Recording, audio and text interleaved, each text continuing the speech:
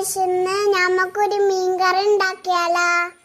തേങ്ങ വേണം, ജീരക വേണം, മല്ലിപ്പൊടി, മുളക് പൊടി, മഞ്ഞൾപ്പൊടി,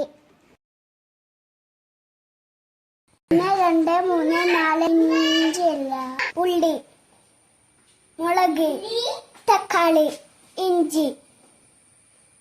തേങ്ങ നമുക്ക് അരച്ചെടുക്കാം. തേങ്ങ സൂപ്പറായി അടിച്ചിട്ടുണ്ട്. കുറച്ച് വെളിച്ചെണ്ണ ഒഴിച്ചെടുക്കുക, ഉലുവ ഇട്ടെടുക്കുക, മുളകിടാം, ഇത് ഇട്ടിടാം, ഉള്ളി ചേർക്കാം, കുറച്ച് ഉപ്പിടുണ്ട് കേട്ടോ, തക്കാളി ചേർക്കാം. ഇനി പുളി ഒഴിച്ചെടുക്കണം. അല്പം ഒഴിച്ചെടുക്കാം, ഇട്ടെടുക്കാം. നമ്മള് മീനിട കേട്ടോ. മീൻകറി